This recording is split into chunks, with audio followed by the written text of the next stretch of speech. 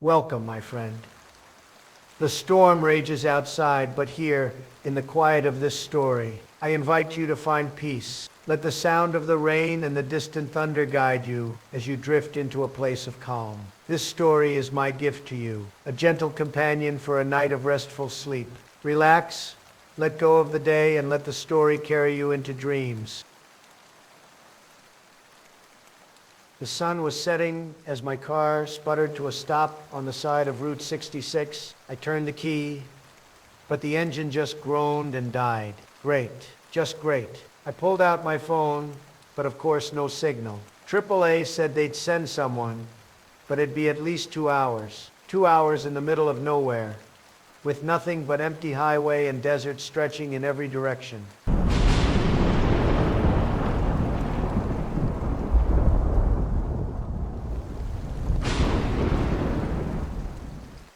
All right, we shall go on. Is that all? Okay, let's move on. That's when I saw it. A motel, just off the road. The sign flickered weakly. Half the letters burned out. Sun, Moat, it read. Real inviting.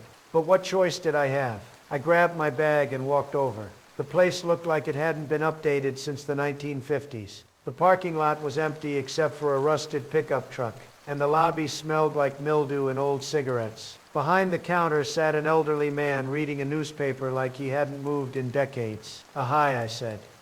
Do you have any rooms available? He didn't look up. Just one. Room 13. I laughed nervously. Room 13? Seriously? Isn't that bad luck or something? Only if you believe in that sort of thing, he said, still not looking at me. I hesitated. But what else was I going to do? All right, I'll take it.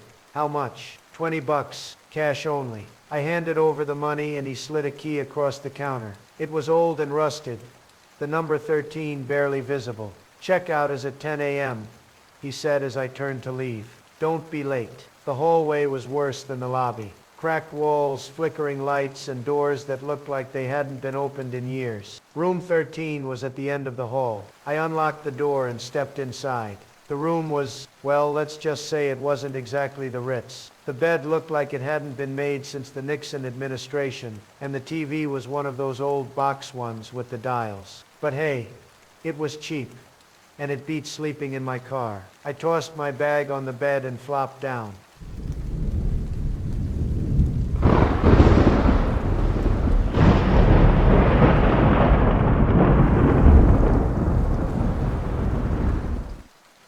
Yes, the thunder make me awake.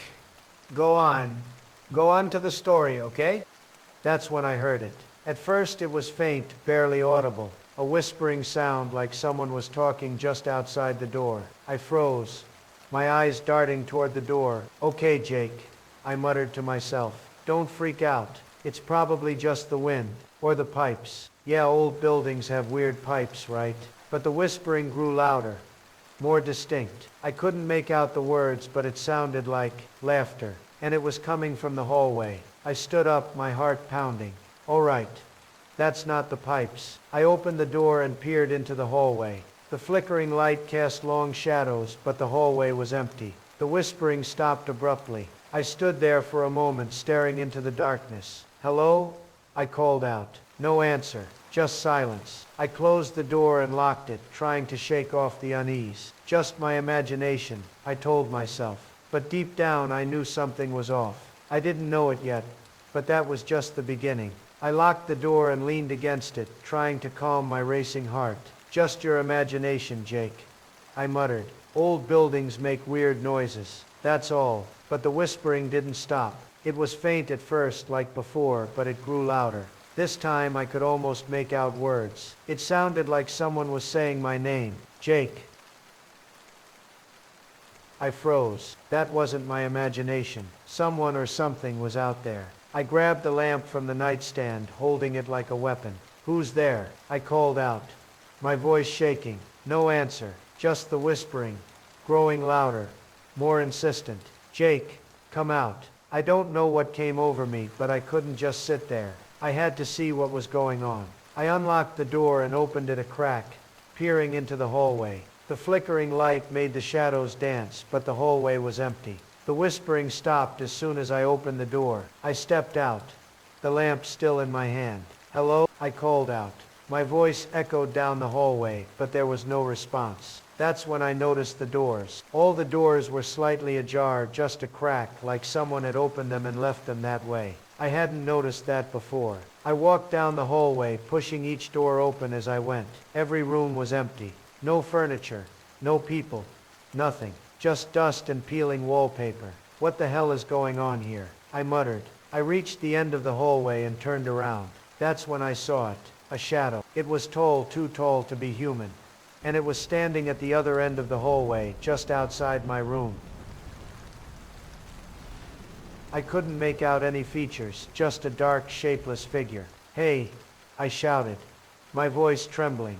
"Who are you?" The shadow didn't move. It just stood there, watching me. I took a step forward, and the shadow stepped back. I took another step, and it retreated again, disappearing into the darkness. I ran back to my room, slamming the door shut and locking it. My hands were shaking so badly I could barely hold the key. "Okay, Jake," I said to myself, trying to stay calm. "You're just tired. You're seeing things. That's all." But I knew that wasn't true. Something was in this motel with me, and it wasn't human. I sat on the bed, clutching the lamp like a lifeline. The whispering started again, louder this time, coming from all around me. "Jake, we've been waiting for you." I covered my ears, but the whispering didn't stop. It was inside my head, echoing in my mind. "Get out of here, Jake, before it's too late." I don't know how long I sat there, but eventually the whispering stopped. The room was silent again, except for the sound of my own breathing. I knew I couldn't stay here. I had to get... But when I looked out the window, I saw something that made my blood run cold. The parking lot was empty. My car was gone. I stared out the window, my heart pounding. My car was gone. The rusted pickup truck was gone too. The parking lot was completely empty, lit only by the flickering neon sign of the motel. "This can't be happening," I muttered, running a hand through my hair. "This can't be real." But it was real. I was trapped here in this creepy motel with something that wasn't human. The whispering started again, faint at first, but growing louder. It was coming from the hallway. "Jake, come out." I grabbed the lamp from the nightstand, my hands still shaking. "No way," I said under my breath. "I'm not going out there." But the whispering didn't stop. It grew louder, more insistent, until it felt like it was inside my head. "Jake, we're waiting for you." I couldn't take it anymore. I had to do something. I unlocked the door and opened it a crack, peering into the hallway. The flickering light made the shadows dance, but the hallway was empty. The whispering stopped as soon as I opened the door. I stepped out, the lamp still in my hand. "Hello?" I called out, my voice trembling. No answer, just silence. I walked down the hallway, my footsteps echoing on the cracked linoleum. The doors were still slightly ajar, just like before. I pushed one open and looked inside. Empty, just like the others. I reached the end of the hallway and turned around. That's when I saw it again. The shadow. It was standing at the other end of the hallway, just outside my room. Tall, too tall, and completely featureless. It didn't move, just stood there watching me. "What do you want?" I shouted, my voice shaking. The shadow didn't answer. It just tilted its head like it was studying me. I took a step forward and the shadow stepped back. I took another step and it retreated again, disappearing into the darkness. "Coward," I yelled, my fear turning to anger. "Show yourself." But the shadow was gone. I ran back to my room, slamming the door shut and locking it. My hands were shaking so badly I could barely hold the key. "Okay, Jake," I said to myself, trying to stay calm. "You need to get out of here. Now." I grabbed my bag and started stuffing my things inside. That's when I heard it. A knock on the door. I froze, my heart pounding. "Who's there?" I called out, my voice barely above a whisper. No answer. Just another knock, louder this time.